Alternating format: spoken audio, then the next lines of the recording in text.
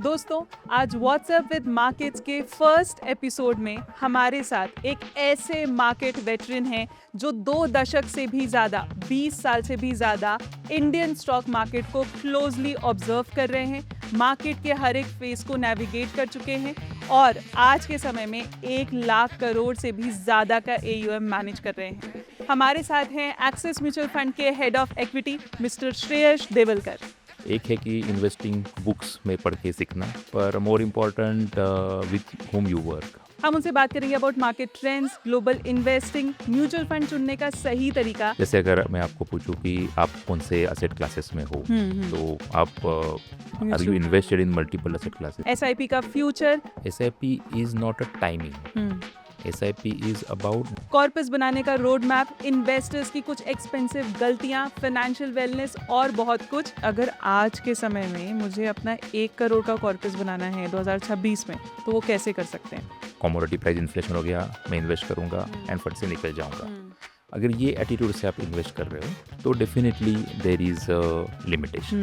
अगर हम बाहर की कंट्रीज की बात करें तो साउथ कोरिया ने 196% रिटर्न्स दिए, Japan 81%, Vietnam 34%, China 21%, whereas India ने -4% रिटर्न्स दिए पिछले 1 साल में। लेकिन इसमें एक सेक्शन रैपिड फायर का भी होने वाला है। Are we in a structural bull market, large cap या small cap? Which will be the fun section of our podcast, so stay tuned till the end. ये पॉडकास्ट का कॉन्वर्जेशन मैं आपको बहुत ही 2 इंटरेस्टिंग चीज़ें बता के करना चाहूँगी। पहला तो इस रूम में मौजूद हमारी टीम के जितने भी लोग हैं और ऐसे भी जितने भी हमारे टीम में लोग हैं, maximum of them including you are engineers. इसीलिए मुझे बताना था कि myself being an electronics engineer, mechanical, computer science, electronics, तो I wanted to say this out loud to the viewers कि हम इन्वेस्टिंग और फाइनेंस के अराउंड पॉडकास्ट कर रहे हैं। एंजल 1 में पब्लिश होने वाला है और one of the leading India's fund managers हमारे साथ बैठे हैं और ये एंड टू एंड पूरा जो हम संभाल रहे हैं वो इंजीनियर संभाल रहे हैं। How interesting fact is that. दूसरा जो एक और कॉमन चीज़ है हम सबके बीच में, वी ऑल आर इन्वेस्टर्स और यहाँ पे जितने भी लोग हैं वो हमारे रिटेल इन्वेस्टर का कुछ ना कुछ कैटेगरी रिप्रेजेंट करते हैं।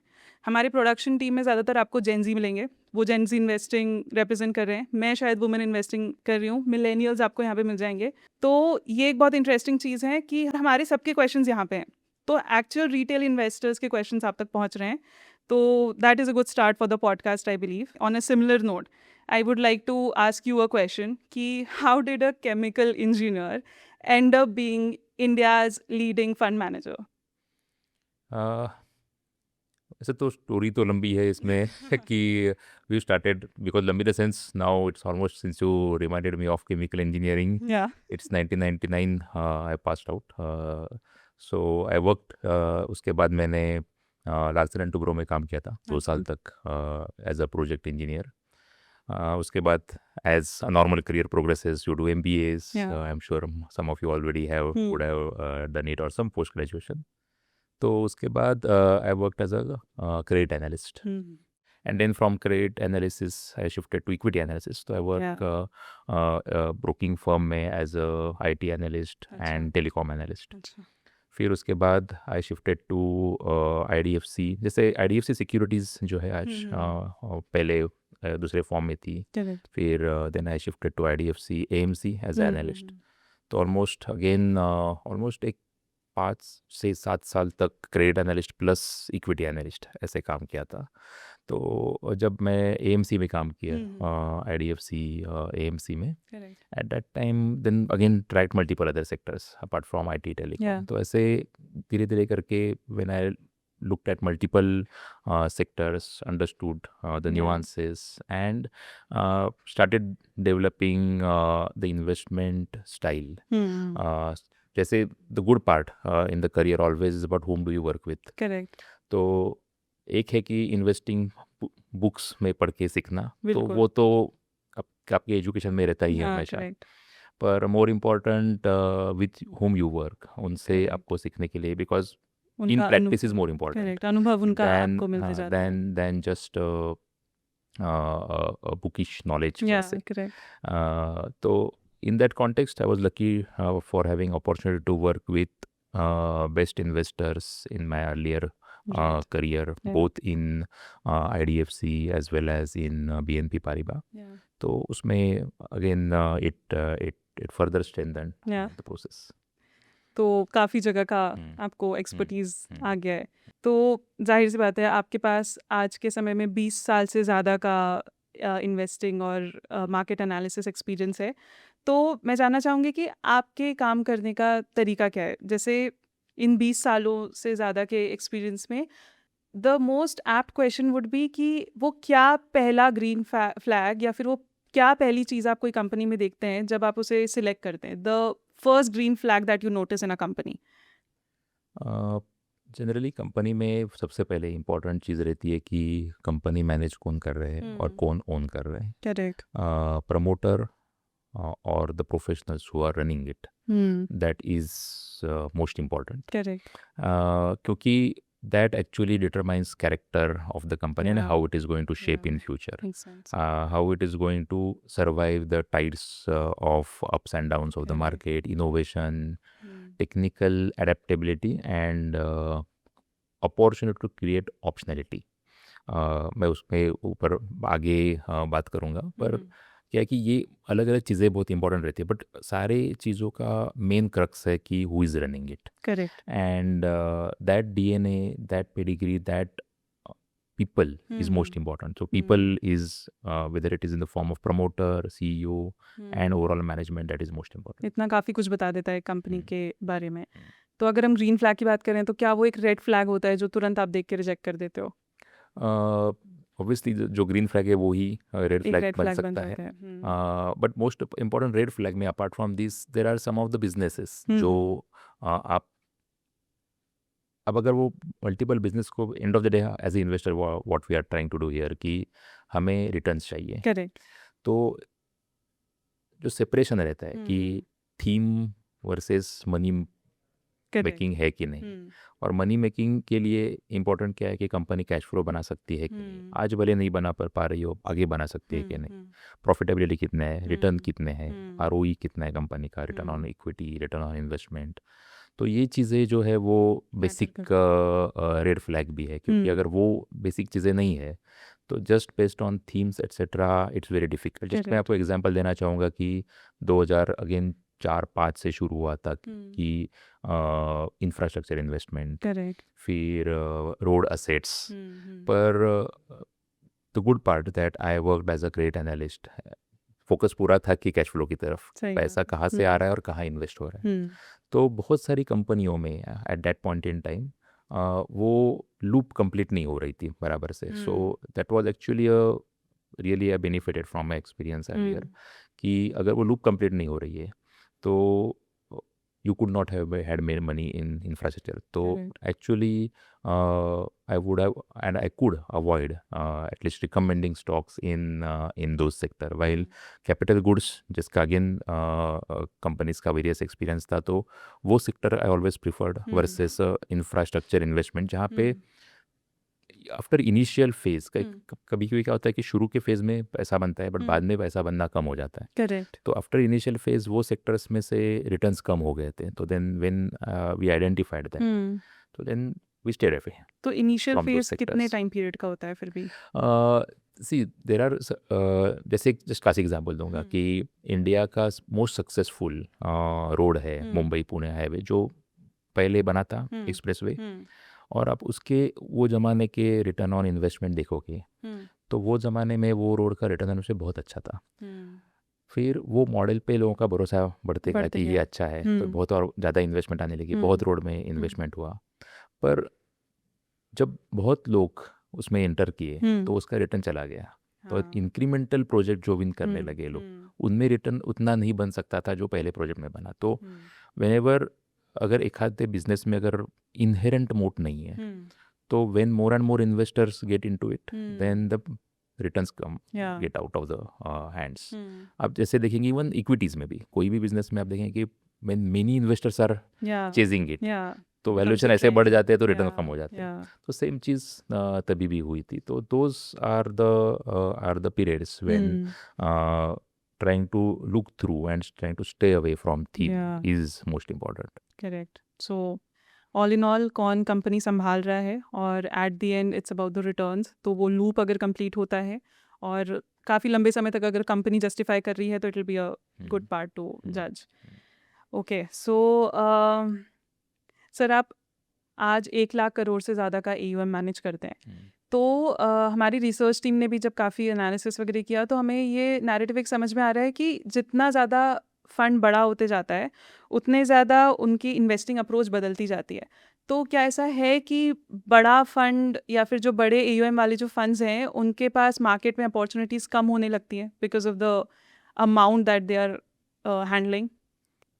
इन अ सेंस आप अगर देखोगे कि बड़ा फंड यानी जैसे आपने 1 लाख करोड़ का जिक्र Correct. किया अभी, तो वो चीज़ है कि बेसिक है कि आपको कौन से कंपनी में इन्वेस्ट करना है और कौन से समय तक इन्वेस्ट करना है। अगर टेंडेंसी ऐसी है कि मैं ये बिजनेस में इन्वेस्ट करके if you are not looking from the long term perspective, या 1 आध साल के लिए प्राइस एक कमोडिटी प्राइस इन्फ्लेशन हो गया, मैं इन्वेस्ट करूंगा एंड फट से निकल जाऊंगा। अगर ये एटीट्यूड से आप इन्वेस्ट कर रहे हो तो definitely there is a limitation. While अगर आपका अप्रोच ऐसा है कि जैसे मैंने बताया कि आप प्रमोटर कौन है, कंपनी कौन है, स्टॉक भले महंगा हो जाए, the business has a ability to create optionality and they can grow further. तो आप ऐसे बिजनेस में आप इन्वेस्ट कर रहे हो तो फिर साइज इतनी मायने नहीं रखती। तो on this note we have ended our first section. ये क्वेश्चन से आपका इन्वेस्टिंग करने का तरीका काफ़ी कुछ हद तक पता कर लिया है। अब थोड़ा मार्केट की तरफ मूव होते हैं, that is our next section. और मैं खुद एक रिटेल इन्वेस्टर होने के नाते आपसे पूछना चाहूँगी कि पिछले कुछ समय में आपको पता है जैसे गोल्ड और सिल्वर बहुत ज़्यादा न्यूज़ में है, तो जब वो न्यूज़ में आ जाते हैं तब इन्वेस्टर्स को लगता है कि ये मेरे पोर्टफोलियो में होना चाहिए, लेकिन तब तक गाड़ी छूट चुकी होती है, तब तक काफ़ी लेट हो चुका होता है। तो ऐसा क्या तरीका है जिससे आम इन्वेस्टर्स, रिटेल इन्वेस्टर्स जिनके पास ज़्यादा समय नहीं होता है कि वो हर न्यूज़ को चेक करें, हर ट्रेंड को देखें, इवैल्यूएट करें, तो वो क्या तरीका है जिससे वो सही म्यूचुअल फंड अपने पोर्टफोलियो में ऐड कर सके, सही एसेट क्लास को एनालाइज कर सके before it becomes a trend? Sure. और इसी चीज़ में आप अगर देखेंगे कि इसीलिए वो असेट अलोकेशन Correct. जो इम्पोर्टेंट पार्ट है, जी, आई वुड कॉल कि दैट इज़ वेरी इम्पोर्टेंट। या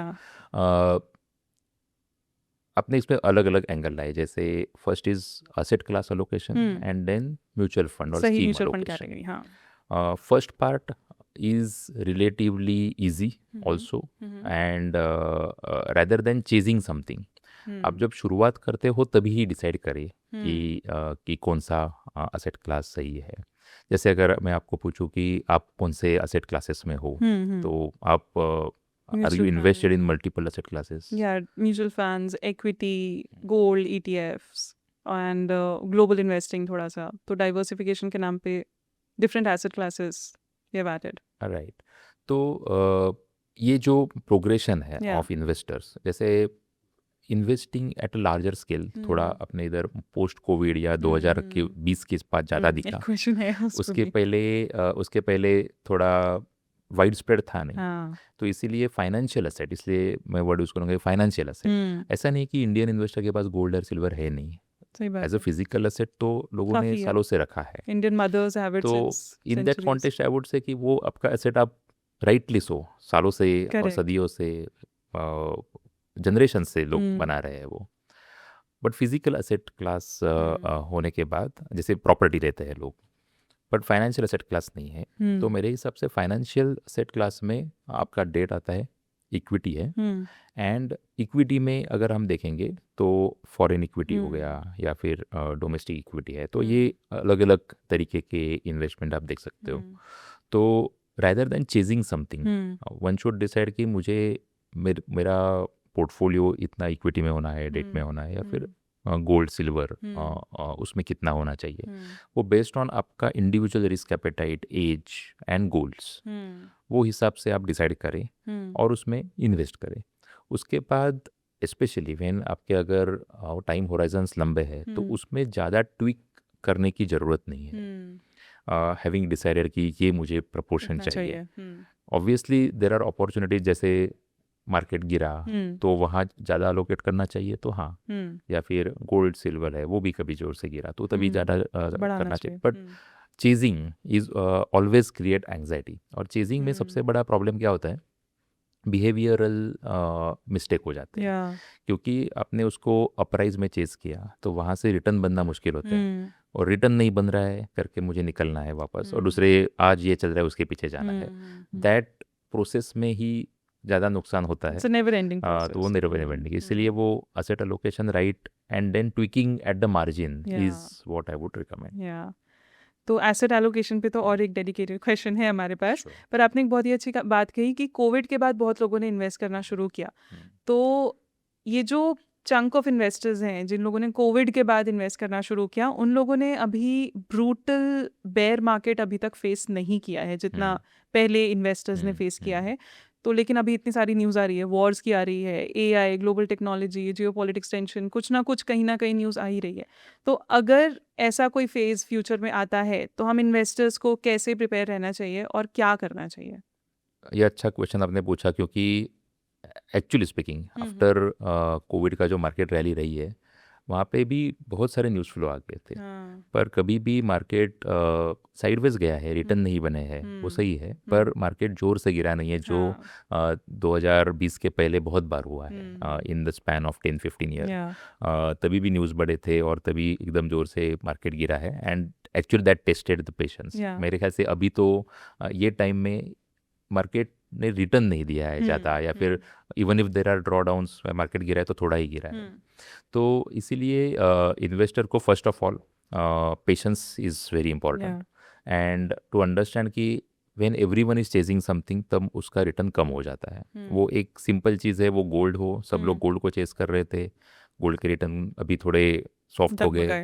अभी एवरीवन वाज चेजिंग इक्विटी 2024 तक, तो उसके बाद उसके कम हो गए। मिड एंड स्मॉल कैप में लोगों ने चेस किया, उसके रिटर्न कम हो गए। तो कोई भी चीज़ को पूरा मार्केट चेस करता है तो उसके रिटर्न थोड़े कम ही हो जाते हैं। Actually the flows is the right indicator. मैं अभी देख रहा था कि अभी ये साल में ही आपने देखा होगा जब इक्विटी में एक महीने में, फरवरी या मार्च महीने में थोड़े फ्लोज कम हुए थे, तभी गोल्ड और सिल्वर में बहुत ज़्यादा बढ़ गए।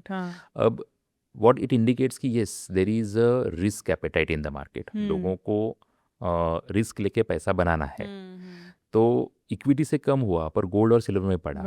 तो first that is a good news is people want to take risk, but having said that whether we are chasing तो उससे दूर रहना चाहिए। उल्टा जो अभी गिरा है उसके पीछे अगर फोकस करे तो ज़्यादा बेहतर रहता है।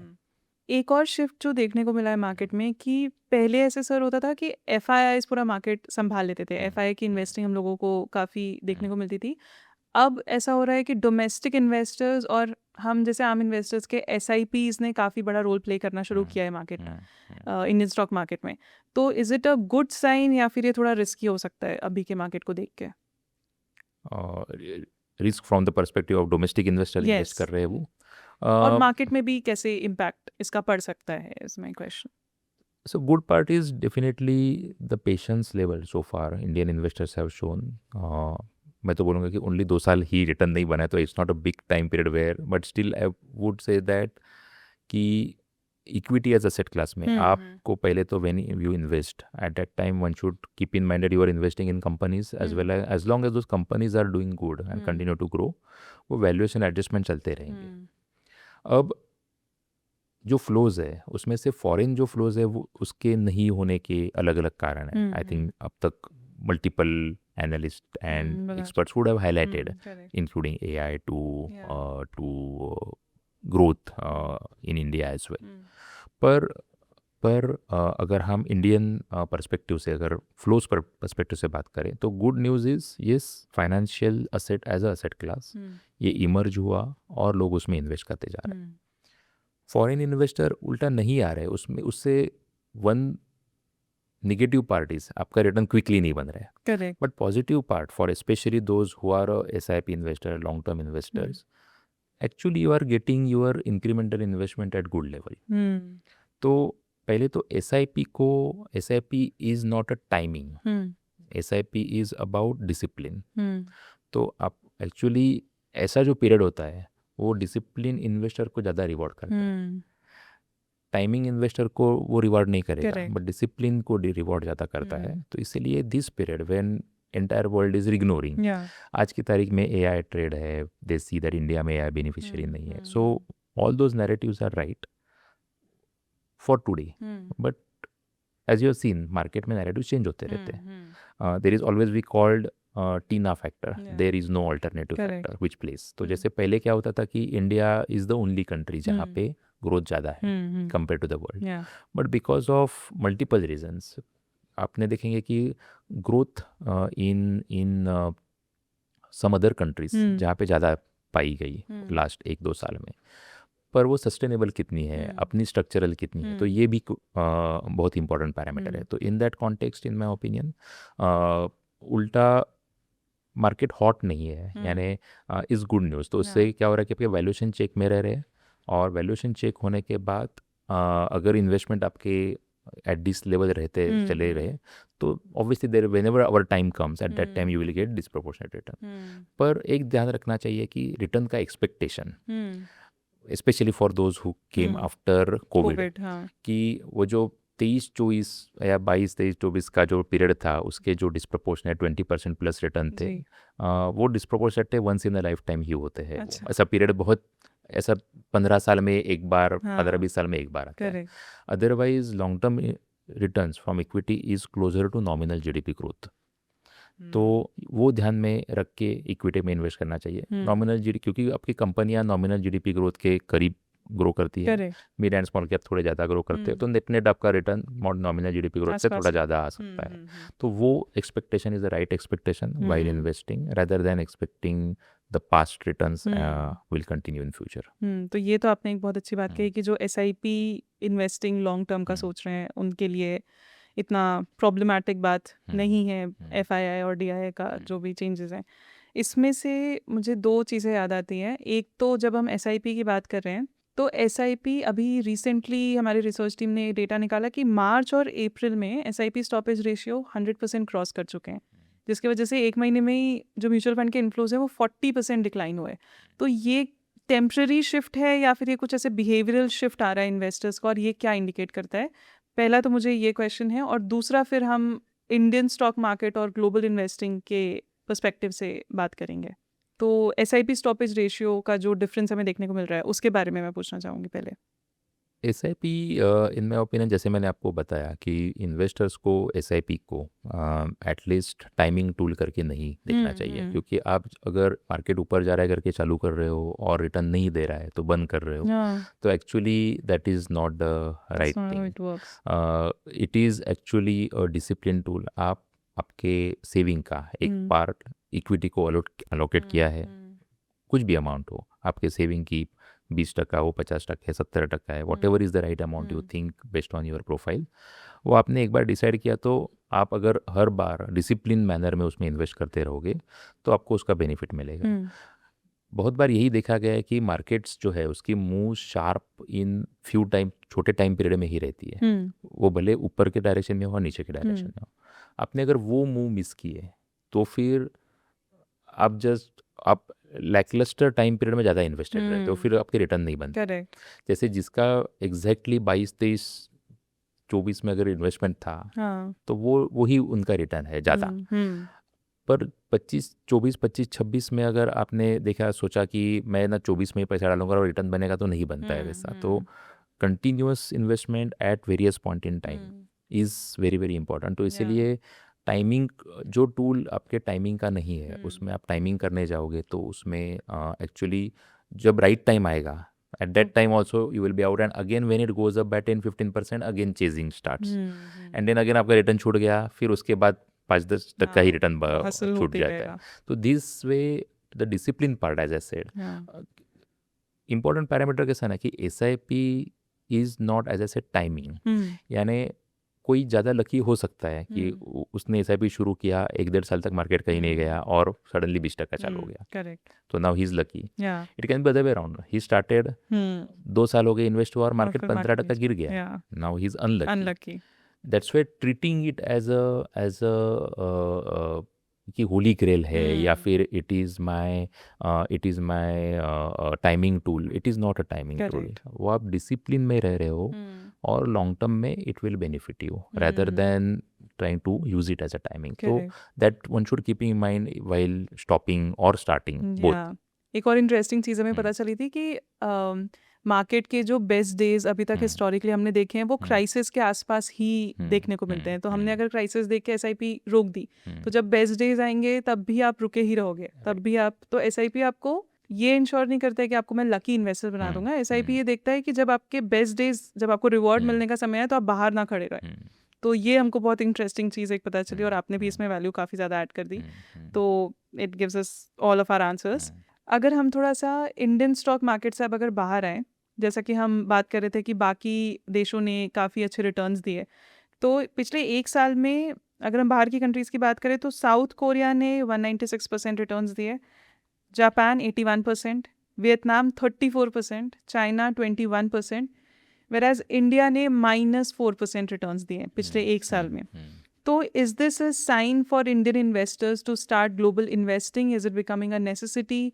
Are we already late? या फिर अगर हमें शुरू करना है तो कैसे शुरू करें? बहुत सारे क्वेश्चन हमें ग्लोबल इन्वेस्टिंग के आते रहते हैं, तो आप क्या कहना चाहेंगे इस पे? तो आप बहुत सारे मार्केट इसमें से देखेंगे हम्म और जो स्टॉक ऊपर जा रहे हैं, मैं एक्चुअली आपको उसके पहले बिफोर दिस ऑल्सो या if you look at US, या तो इन्वेस्टमेंट टीम में आपको दो तरीके से रिटर्न बन सकते हैं कि आप आपने क्योंकि कंट्री के नाम लिए इसलिए I am just trying to segregate between the countries and companies. Hmm investment in India is about both country and company, क्योंकि अपना जीडीपी ग्रोथ एक structurally higher than other countries है। वाइल सम अदर कंट्रीज, जैसे आप US का example ले लीजिए, अभी यूएस का जीडीपी ग्रोथ कम रहा है पर फिर भी नास्डैक के रिटर्न अच्छे हो गए करेक्ट क्योंकि कंपनीज है जो ग्लोबल हो गई और एक्सपांड कर गई and specially on the technology side developments हुई। तो इम्पॉर्टेंट चीज़ है कि इक्विटी में पैसा कैसे बनता है। One is because of economy growing, other is because of company growing. Companies growing because of economy is one angle, और दूसरा companies growing irrespective of economy, right. तो कंपनीज जो यूएस में ग्रोइंग हुआ हमारे साथ। इर्रेस्पेक्टिव ऑफ इकोनॉमिक ग्रोथ, वो उसके एसोसिएटेड कंपनी जैसे इंडिया में भी है और ग्लोबली भी है। तो when you are investing in a economy तो definitely India on a growth basis and structural जो अपने एडवांटेज है वो आप खैर सभी को पता ही है अभी तक। तो जो स्ट्रक्चरल एडवांटेज है उसके हिसाब से India definitely offers you a best growing economy which is structural in nature. While ये जो बाकी के कंट्रीज़ में जो अपॉर्चुनिटी मिली जैसे ताइवान में बिकॉज ऑफ सेमीकंडक्टर हो, even in case of Korea, ये अपॉर्चुनिटीज़ अब अगर देखोगे उनके मार्केट के structure, they are actually about few companies which are just benefiting because of concentration कुछ तो उसमें बाकी कंपनीज इतनी नहीं चली जिसमें ये एसोसिएटेड चली। एंड दैट्स वेयर जो मैंने आपको पहले एग्जांपल दिया नास्डैक वर्सेस डाउ का या S&P का, तो उधर भी वही चीज़ हुआ। तो यही चीज़ यहाँ भी रेप्लिकेट हो रहा है। तो ये जो स्पेस है of companies benefiting because of tech हो, AI हो, चिप्स की डिमांड हो, या फिर जैसे यूएस में भी mega max 7 companies for various reasons चले थे, वैसे कंपनी शायद एशिया से भी कुछ आ सकते हैं। तो ये ट्रेंड कैप्चर करने के लिए one may invest in the foreign funds as well, but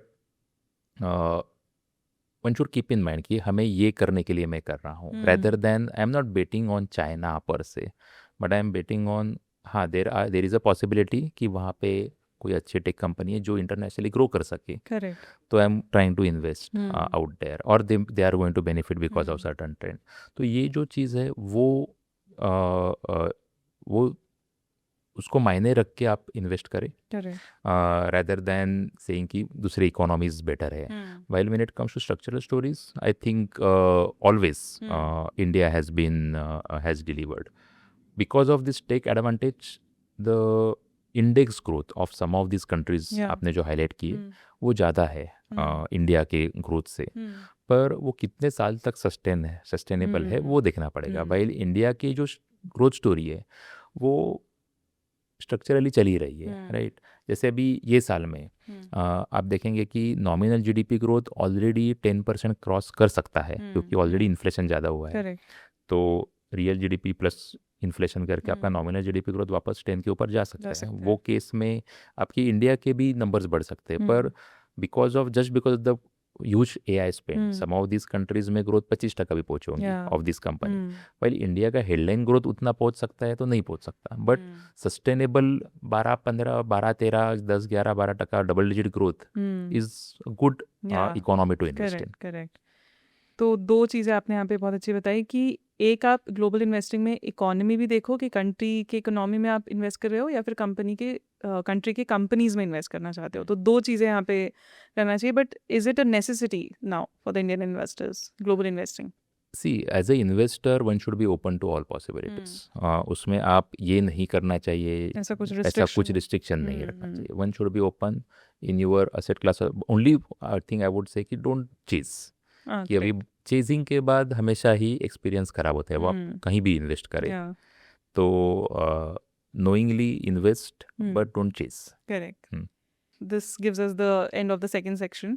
हम लोग थोड़ा भी सर ऐसे क्वेश्चंस लेके आए हैं पर्सनल फाइनेंस के, जो हमें व्यूअर से काफ़ी सुनने को मिलते हैं। हमारी टीम में भी ये बहुत सारे पर्सनल फाइनेंस डिस्कस होते रहते हैं। तो जो पहला पर्सनल फाइनेंस क्वेश्चन हमें मिलता है, काफ़ी ज़्यादा सुनने को मिलता है कि अगर आज के समय में मुझे अपना 1 करोड़ का कॉर्पस बनाना है 2026 में, तो वो कैसे कर सकते हैं? What are the efficient and safest ways to invest in market? Okay, आपने एक अच्छा दो वर्ड यूज़ किए, एफिशिएंट एंड सेफेस्ट। या तो जनरली सेफेस्ट में हमेशा रिस्क रिटर्न आपने देखा होगा कि करेक्ट। सेफर वर्सेस रिटर्न्स का एक निगेटिव कोरिलेशन रहा है।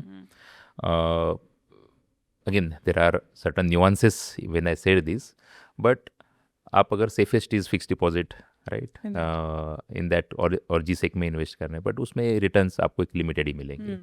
फिर आप इक्विटी या फिर कोई कॉमोडिटी में इन्वेस्ट किया, जैसे गोल्ड हो, many people invest in multiple other commodities also, तो उसमें रिस्क भी बढ़ जाती है, रिस्क रिटर्न बनने की भी चांस ज़्यादा है, बट नीचे जाने की भी चांस ज़्यादा है।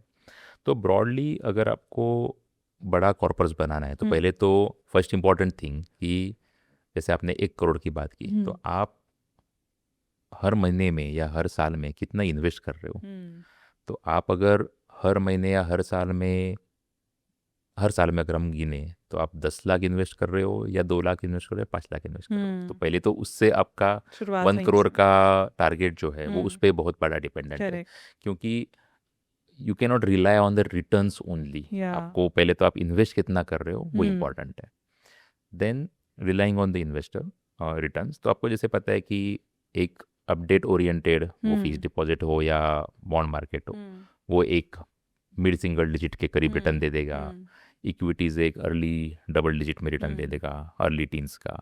अब ये इन दोनों का combination at overall corpus level आप करोगे तो that is your on an average return. आप जितना ज़्यादा 10-11% में वाले रिटर्न में प्रोडक्ट्स में इन्वेस्ट कर रहे हो, जो इक्विटी ओरिएंटेड ज़्यादा होंगे, उतना आपका फास्टर बन सकता है। आप जितना लो में इन्वेस्ट करोगे ज़्यादा, उतना स्लोअर बन सकता है।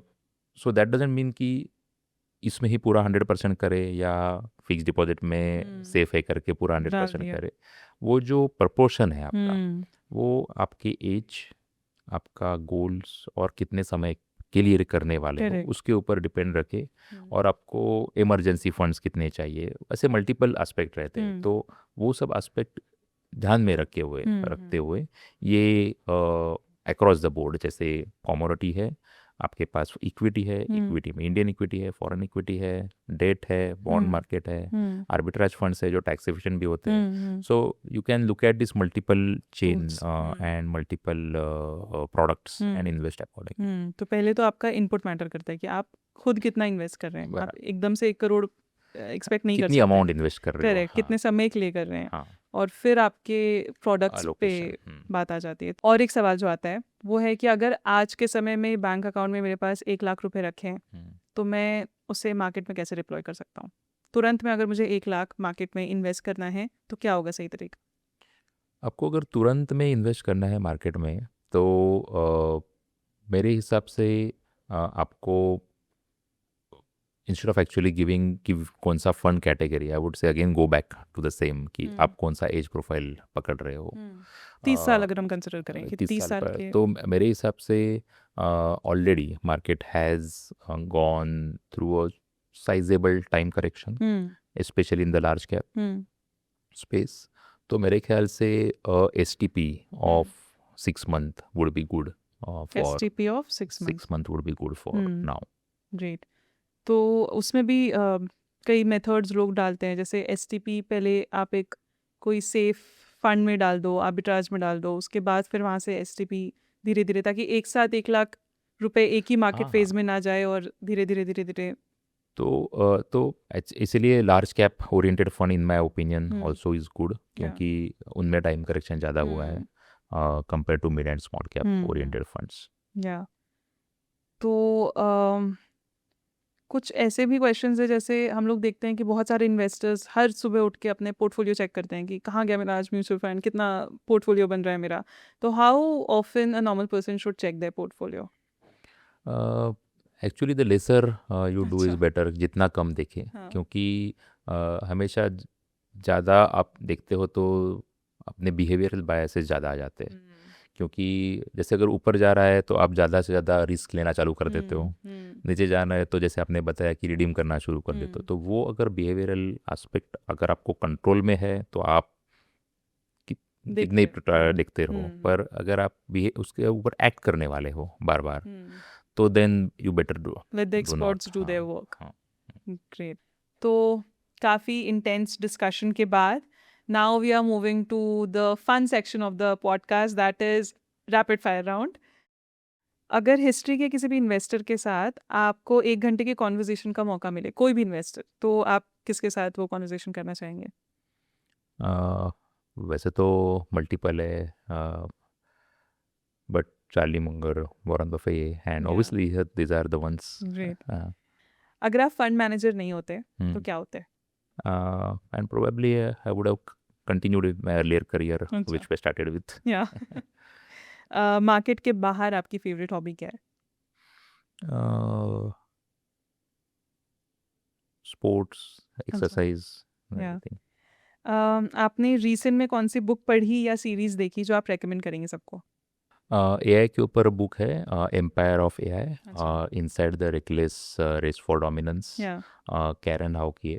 It's a very good book which explains the evolution of AI, the people behind it, and कैसे thought process evolve हो गए AI में. ये काफ़ी इंटरेस्टिंग क्वेश्चन मुझे लगा कि आपके करियर का सबसे टफ मार्केट ईयर कौन सा था? 2022, 23, 22. काफ़ी लोगों का टफ ईयर था शायद वो. Are we in a structural bull market in India? So India has been in a structural growth story. Yeah. So I would always like to keep market aside and economy. Economy has been always a structural growth story for the right reasons, which many other economies lack, because we have good consumption, investment, and exports capabilities. Correct. And potential. So in that context, we will always be a structural growth story. As far as bull market, etc. is concerned, that phases will come and go. As I said earlier, कि टीना factor रहते हैं, बाकी के markets क्या कर रहे हैं, वैसे फेज आते जाते रहते हैं. So on a similar note, large cap या small cap? मिक्स. अच्छा. Large, mid, small, all. Multi cap. Yes. अगले 10 सालों के लिए कौन सा ऐसा सेक्टर है जो आपको सबसे ज़्यादा एक्साइटिंग लगता है अगले 10 सालों के लिए? Manufacturing. This is fill in the blank. Most investors would earn better returns if they simply dash. Stay invested and have patience. Yeah, correct. Who do you think would put up better returns today, Warren Buffett or Peter Lynch? I would call out that mix in that sense. So we have ended our rapid fire section and now it's our last section of the podcast. जैसे मैंने कहा कि last section का नाम हमने financial wellness दिया है, तो ये एक चीज़ है जो मैं समझती हूँ कि आप जैसे जो वेटरन मार्केट इन्वेस्टर्स और जो जिनका एक्सपीरियंस रहा है, आप लोग अगर इसका जवाब देंगे तो शायद हमारे व्यूअर्स के लिए ज़्यादा हेल्पफुल होगा rather than us telling them what to do and what not to do. तो एक चीज़ जो हमने देखी है कि आजकल मार्केट में ना फिज़िकल वेलनेस, आपको कैसी तैयारी करनी चाहिए, आपको क्या खाना चाहिए, क्या अवॉइड करना चाहिए, कितना प्रोटीन्स, कितना कार्ब्स, ये तो बहुत मार्केट में फैला हुआ है। लेकिन फाइनेंशियल वेलनेस की कोई बात नहीं कर रहा है। मतलब आप सोशल मीडिया में देखोगे तो हर जगह मार्केट टिप्स शुरू है, कोई पर्सनल फाइनेंशियल एडवाइस दे रहा है, आप कोई एक टॉपिक डालो और आपको उसमें कोई ना कोई टिप मिल जाएगी। तो how can a retail investor, एक आम इन्वेस्टर, इन सब चीज़ों को कैसे अवॉइड करे, क्या सही चीज़ें कंज्यूम करे ताकि वो फाइनेंशियल लिटरेसी को सिर्फ कंज्यूम ना करे बल्कि उसको फाइनेंशियल वेलनेस में बदल सके। Is our important question of the podcast कि कैसे हम ये चीज़ें चैनलाइज कर सकते हैं।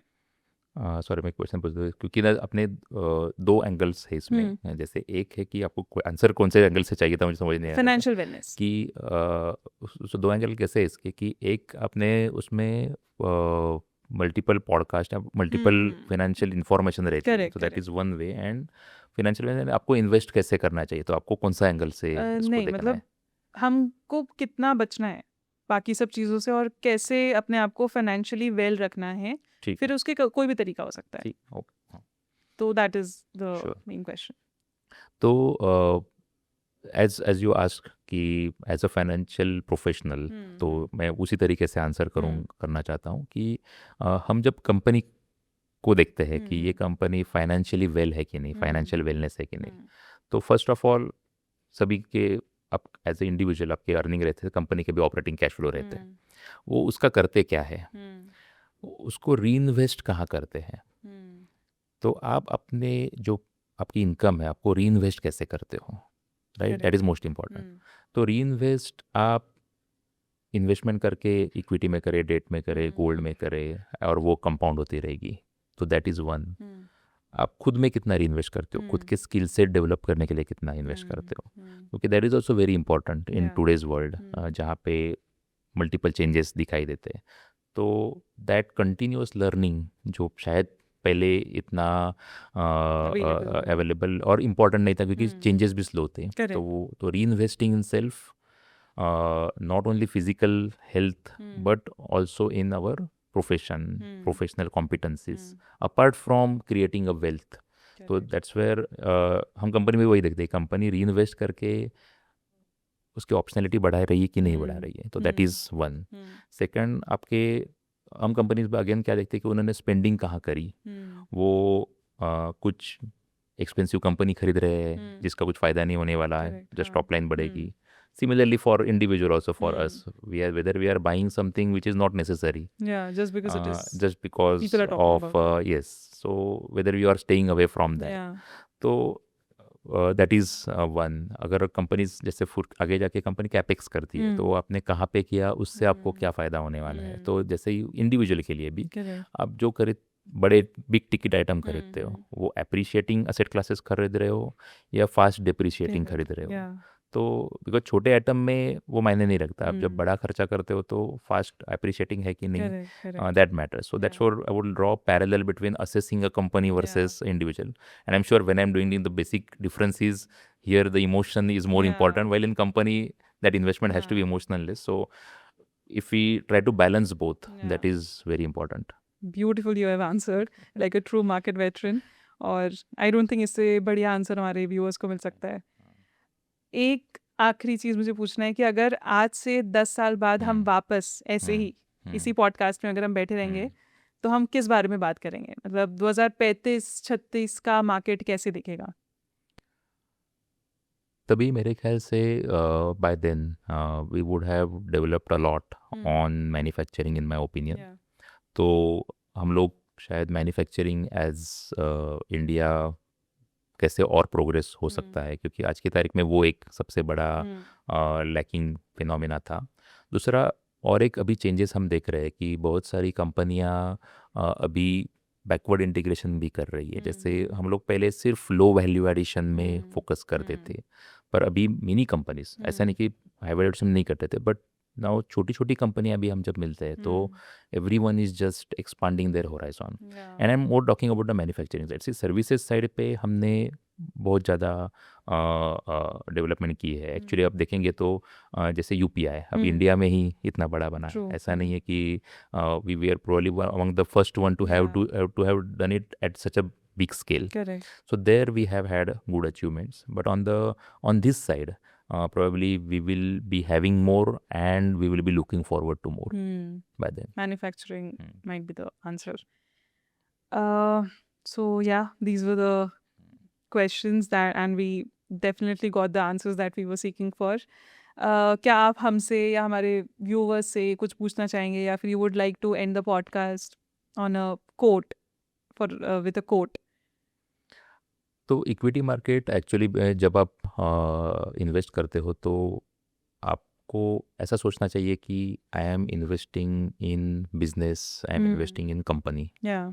जैसे मैं basic of shareholding is मैं I am a part promoter, right? You are a part, not exactly promoter, but you are part owner of that Owner of company. the business. तो वैसा सोच के आप इन्वेस्ट करें rather than मैं market में invest कर रहा हूँ, स्टॉक ऊपर गया नीचे गया Correct. बेच रहे.